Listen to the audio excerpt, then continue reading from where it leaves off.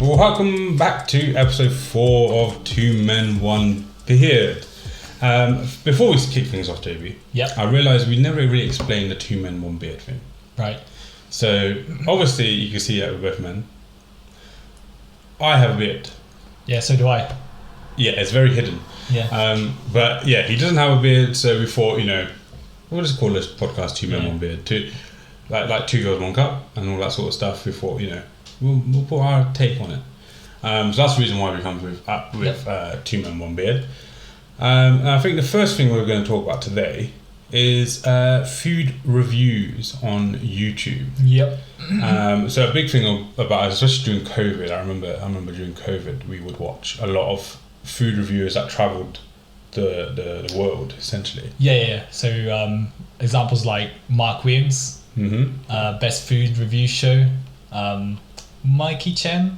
If you watch him, I can't remember it. Strictly Dumpling. Strictly Dumpling. Yes. And we love that, especially during COVID when we weren't allowed to travel. Yeah. These guys obviously still weren't travelling, but they had a lot of videos that we could get upset about. Yeah. and to be honest, I think some of them during COVID they were local, so yeah. I think some of them were based on Asian countries. So I think Best Food Reviews were based in Vietnam. So I think during COVID he still went around Vietnam. Yeah, and I know Mark Williams lives in Thailand, doesn't he? Yes, he does, I believe.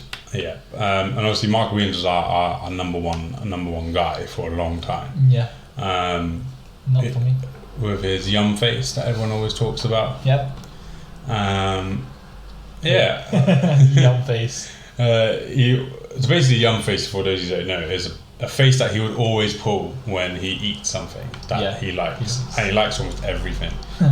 There's not many things he doesn't like, and if he does well to hide it. I remember there being a YouTube video that we watched where where we're showing it's like compilation of and so we always want to do that as well, haven't we?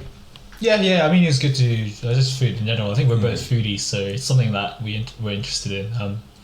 I like trying out new stuff. But yeah. Yeah.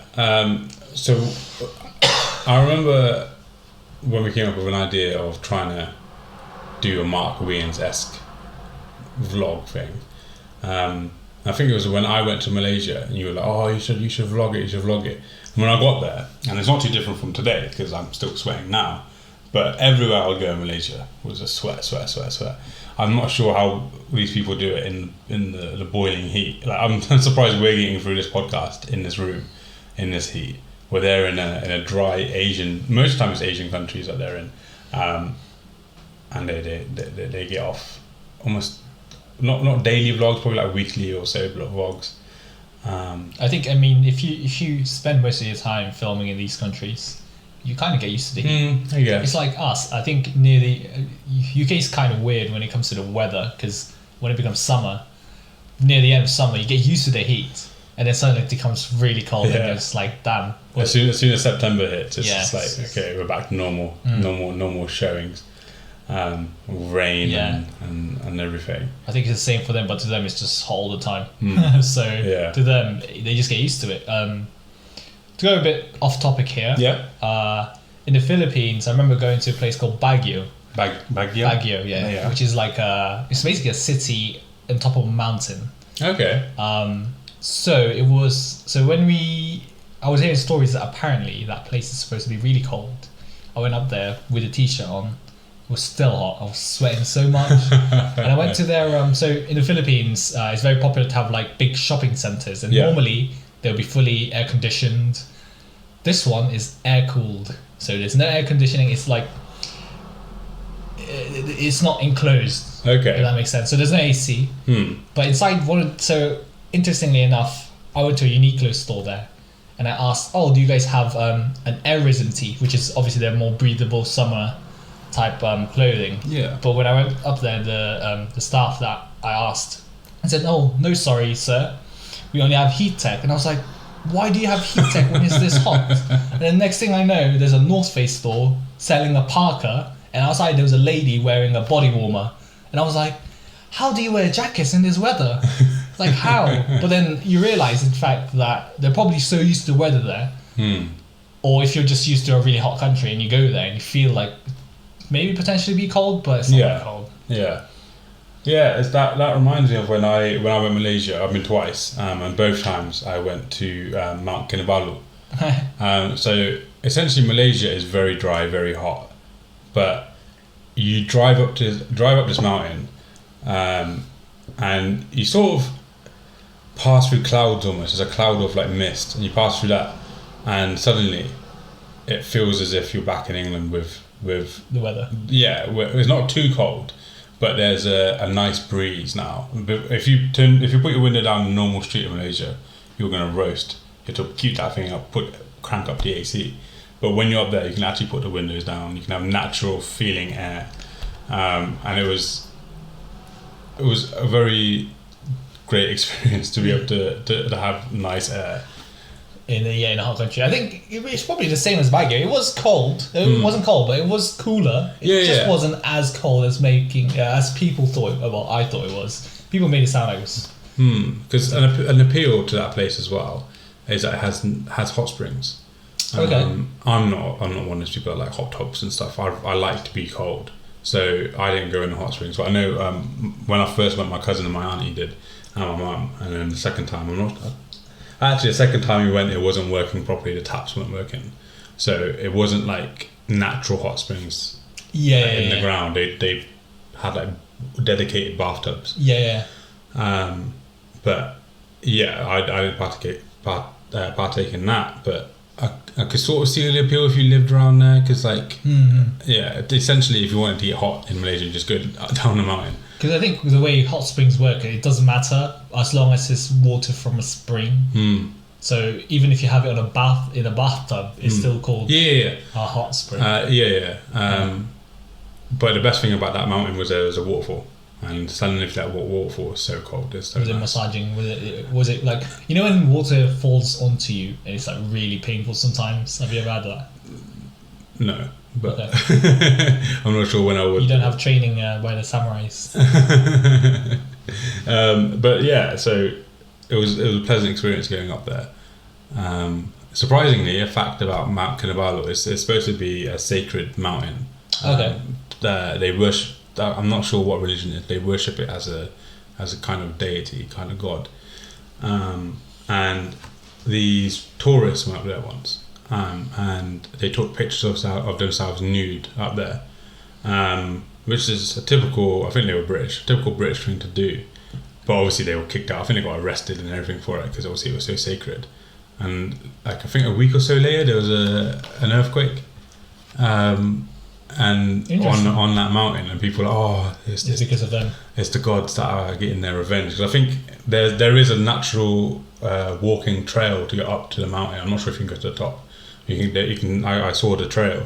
I think parts of that were closed off now because of the earthquake had affected it so much. So I don't know why I thought I'd bring that up, but I thought as we're talking about the mountain anyway. But yeah, that's quite a surreal story. But yeah, Malaysia's good. Obviously, you said the Philippines. Was it Baguio? Baguio. Baguio. Yeah.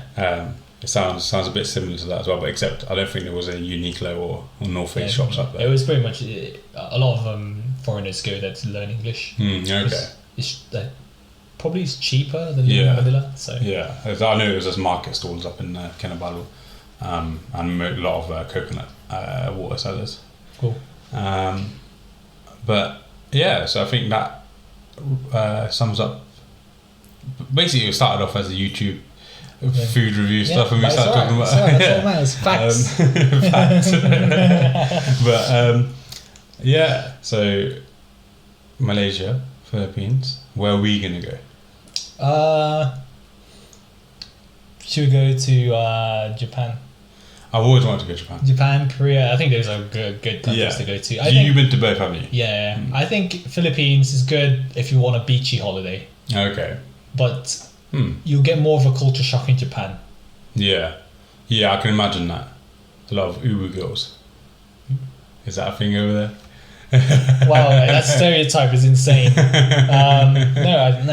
I think those are just like stereotypes. When it comes to like anime, is apparently people will associate with Asian girls, but not really.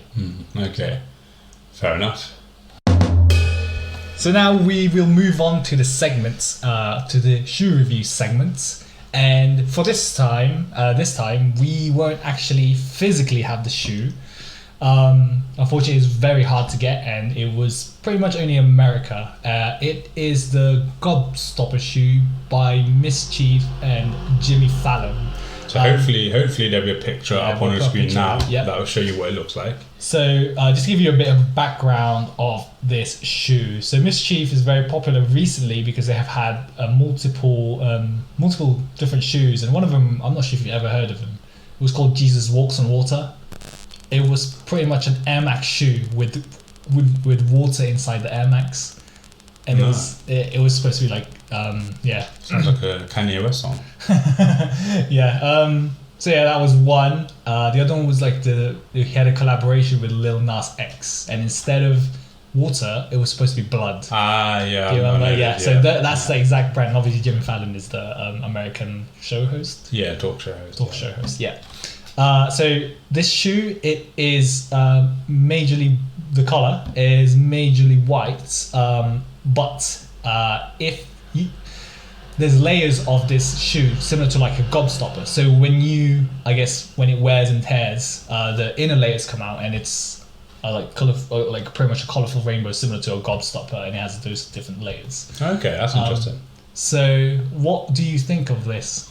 So obviously I've just seen the picture. I've only been able to feel it. Yeah, of course, same, see. One thing that stands out to me, and I think you already know my opinion on this, is the size of the sole? Sole, yeah. Yeah, it's too damn big. So I'm not sure why people want to make big soles. I can see that you want to be taller. Yeah. Like, shout out to the little men out there, you know, what do they call them? The small soldiers or whatever it is, you small guys. Shout out to you guys who want to look taller, but that is not something I'm a fan of. I just think it looks a bit too clowny, too out there. Yeah, it's not out there. It's. I mean, you mentioned that you're not really into really loud shoes. No. Because you can see the shoe can basically become any color. Yeah. Considering I have a Simpsons shoe, loud shoe. I can't really talk about loud shoe too much, but it sort of reminds me of.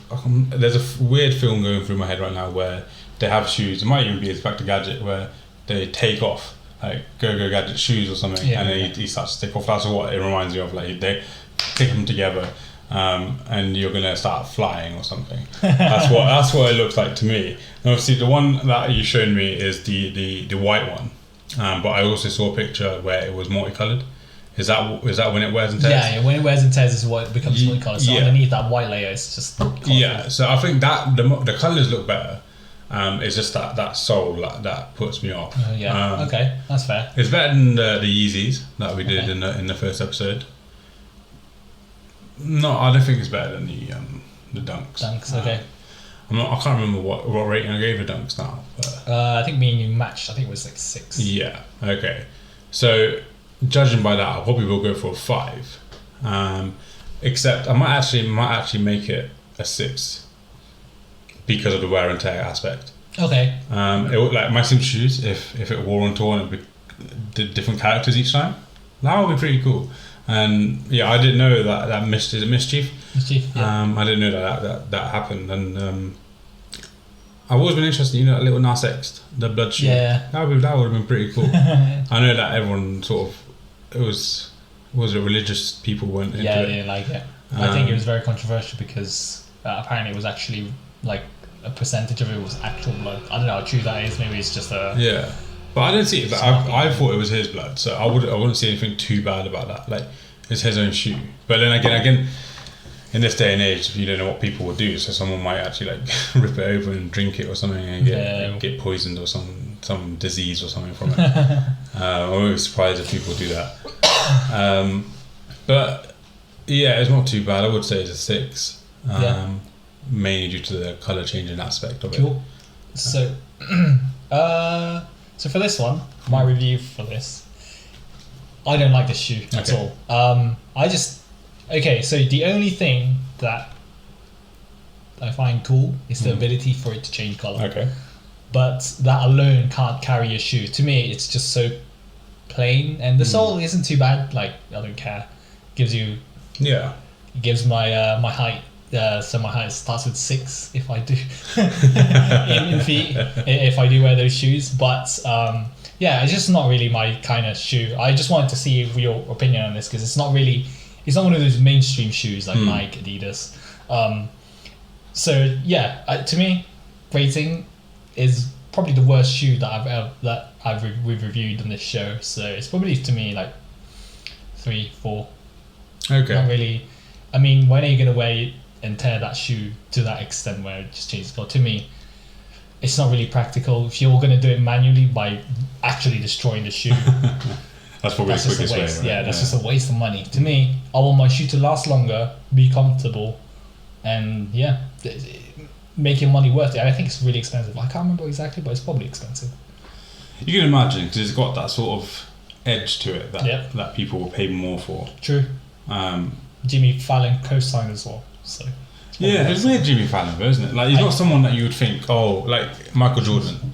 Like you wouldn't think that. I reckon, honestly, I think Mischief is an interesting brand. I get the feeling that the people that they collaborate with, they don't actually take part. Well, it's just weird that Jimmy Fallon's going to make a shoe. Lil Nas X making a shoe as well. To me, I just find it really bizarre. To me, it's more the fact that so I can see Lil Nas X because he's a singer, and obviously Kanye and all these other musicians release clothing all the time. Never really seen a talk show host other than merchandise for their own show have a shoe. Like imagine Oprah Winfrey coming out. She probably does, to be fair. Oprah Winfrey probably has some kind of shoe. You get a shoe. Everyone gets a shoe. But yeah, Jimmy Fallon. I'm trying to remember which one. Is this Jimmy Kimmel or Jimmy Fallon? I never can remember. Is he? No. Jimmy Fallon is the one that looks nicer. Jimmy Kimmel looks very. He when I watch his shows, he seems very. I can't remember the words. He seems very sarcastic with a lot of things he says. Okay. Jimmy Fallon is like the nicer one, I would say. Yeah, because it's technically Jimmy short for James, isn't it? So essentially it's James Kimmel, James Fallon and James Corden. Obviously James Corden is a British guy who's now coming back to Britain. Yeah, he's not. He's no longer in the late night show, right? Yeah. I don't mind James Corden. I know a lot of people hate on him, but Smithy is one of the greatest characters from Gavin and Stacey. To be honest, I like him because I like his fucking carpool karaoke. I used to watch that. I never really got into that, to be fair. It's because I enjoy sometimes the artists that he goes with, like that he sings with. Yeah, something. I can get if you're like super into music or if as you said. I think it's interesting. Yeah, it's a good concept. Yeah, definitely. And I think it sort of started from his character Smithy. I think there was I think it was Comic Relief, Red Nose Day. He did one with late George Michael, and I think that's what kick-started the idea for when he actually went to America to do Late Show. Okay. They sang George Michael songs on the way to, I think it must have been the studio or something. But yeah. But anyway, back to his shoe, back to Jimmy Fallon's shoe. You said 3 or 4? 3 or 4 out of 10? 3 out of 10, 4 out of 10. I'm going with 6. Surprised you really rated that high. Yeah. I didn't like the shoe. I just put it out there because it was just very interesting. Fair enough. Yeah, so that is the Mischief Gobstopper. Gobstopper! Mischief is, was it MSCHF? Yep. Facts. So yeah, try if you can, buy one and show us how it works. Yeah. Do it. Okay, so we're going to go on to Mono's film section. Cool. And I think the film we're going to review this week is a Oscar-winning film, again. And it took people by surprise by the fact that it won an Oscar. Mainly because it isn't an American film or an English film, and it's not in English language either. I don't think there's much English dialogue in there, except from a few lessons of English as well. And the film is, of course, Bong Joon-ho's masterpiece, Parasite. So You watched Parasite before I did. I Yeah. remember that. Yep. What were your thoughts when you first watched it?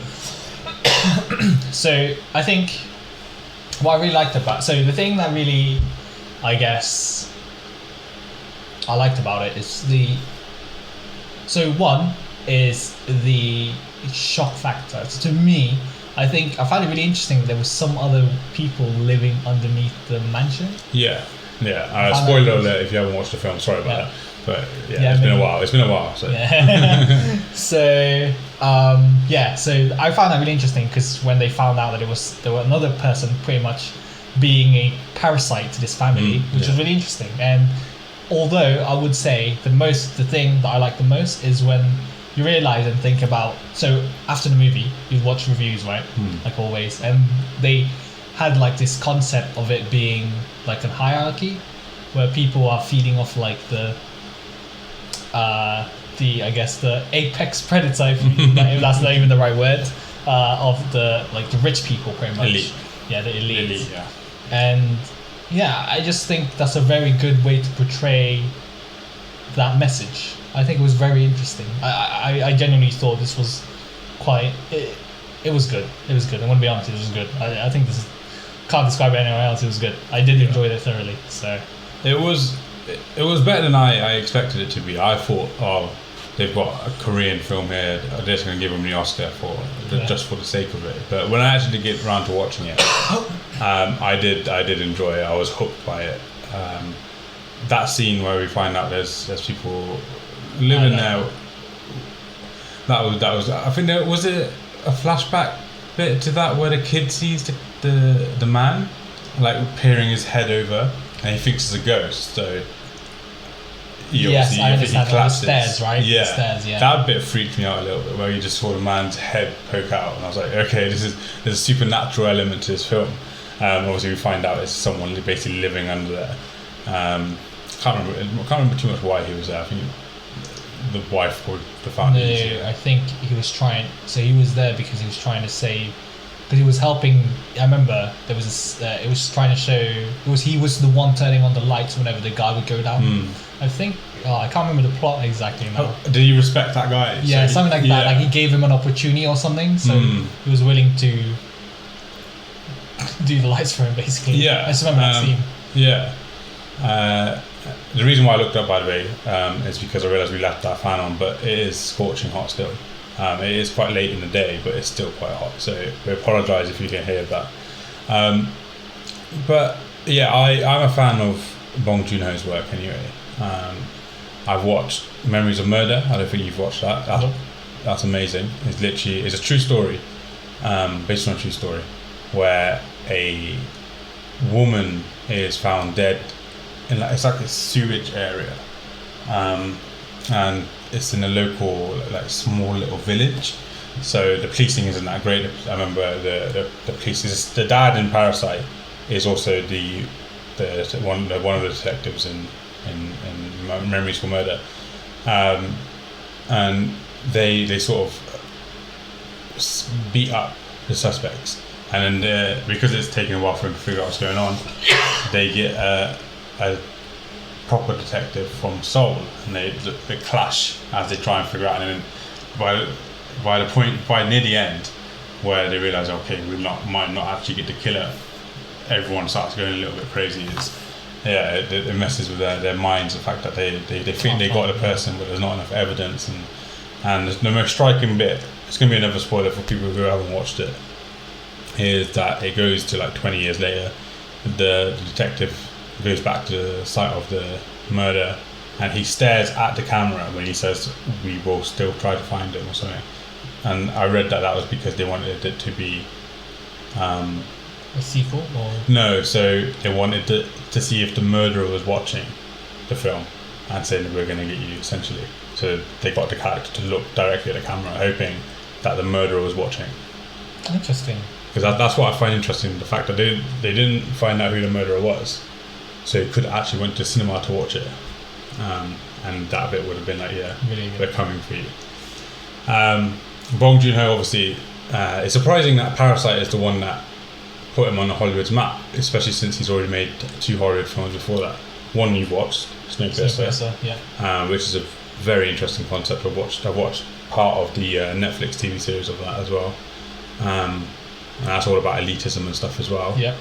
And also Okja, which is about basically veganism, and about how mass producing meat, how that can affect the world essentially, and how the fact that we're going from they're actually trying to make man-made meat now, aren't they? Yeah. And how that could potentially pose a problem, because I think what the key concept was is that they created their own animal, which one was, and then they were sent around the world to different people, and this one called Okja went with this little girl, and then when the company comes back for it, she fights. She tried to go get the Okja back, and it was a very interesting concept. Cool.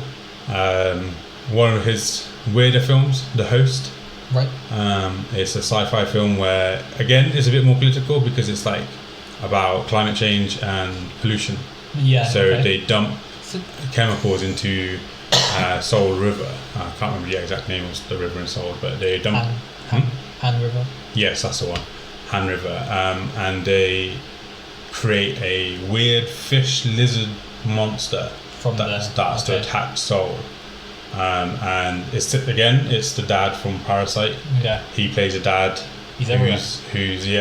whose daughter gets kidnapped by the monster, and he's a bit of a simpleton in their words. He just seems like he's a reckless father essentially. Okay. But his sister is an Olympic level archer, and his brother's a businessman, and his dad shopkeeper.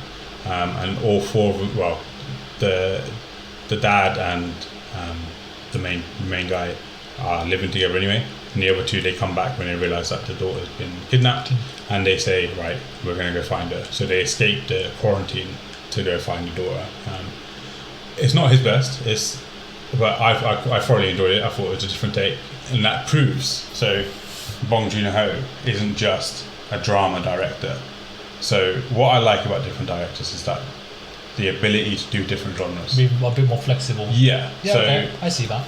I think I've told you a few times about Spielberg and about my uni. Yeah. So we always had there's this theory in film where called the auteur theory. It's basically author theory. It's a fancy way of saying author. And what it is that we had to decide which directors were auteurs, and it was essentially who was in charge of the film. And I said Spielberg, and I got a lot of hate for it. And I was like, Spielberg is, essentially, because he takes control of his films. Yeah. Basically, any film that he comes up with gets made, essentially. And he does a variety of different genres. Like, it's one of the people said, he doesn't do anything else. I was like, yes, he does. He's done war films. He's done E.T., which is a sci-fi. He's done all this other sci-fi. He's done horror. He's done Transformers. he did do Transformers. But he's done Holocaust films. And he has a wide variety. That's what I like about Bong Joon-ho, is that he's basically the Korean Spielberg.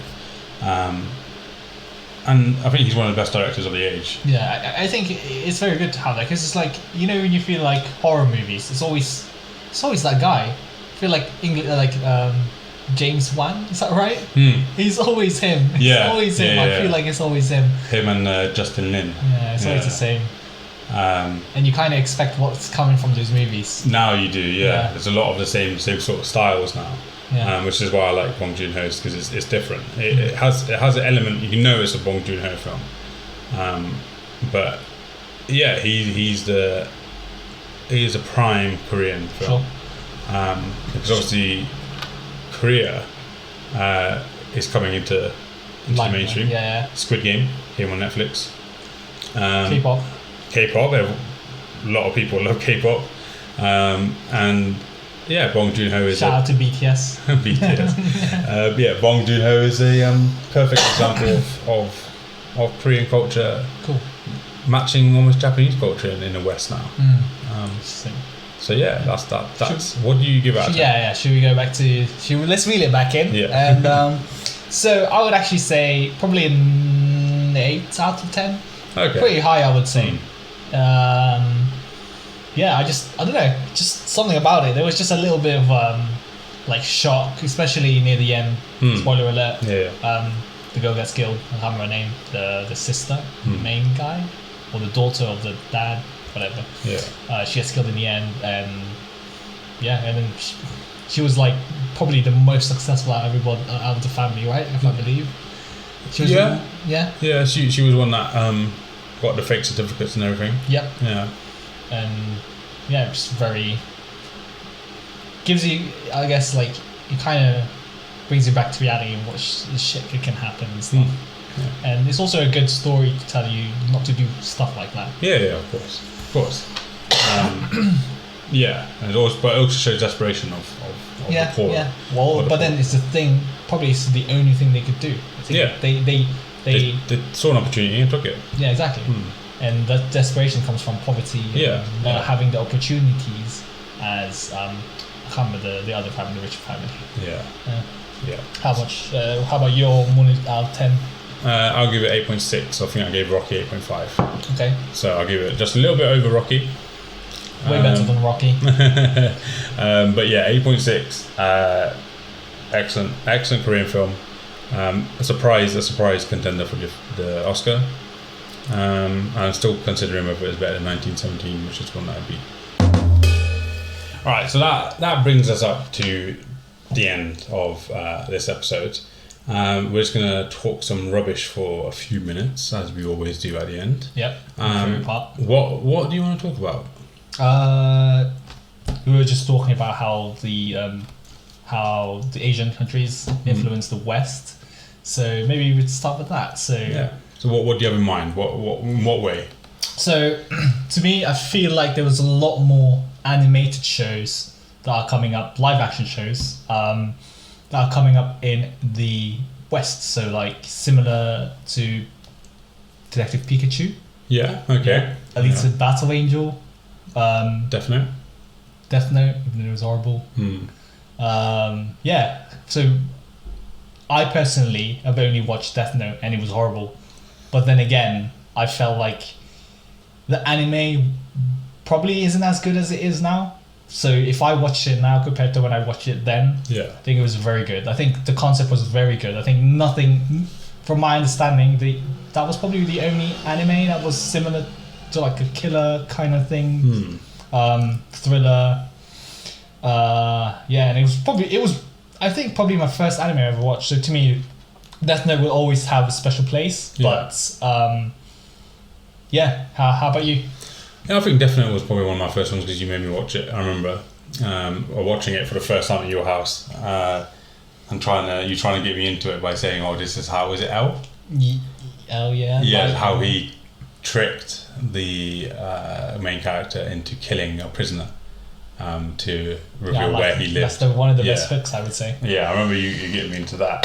But in terms of Eastern culture influencing Western culture, you're seeing it a lot more now. As we mentioned earlier, K-pop obviously is a massive thing in the West now. Of course. BTS they made songs with loads of Western artists. I can't remember the lady. Nicki Minaj? Nicki Minaj? Did they make one? No, it's like that short-haired girl. I can't remember her name. No, that proves our music knowledge. But yeah, basically K-pop is a big thing. I know on Netflix there's loads of they call it K-dramas, don't they? Yeah, K-dramas. There's loads of those on there now.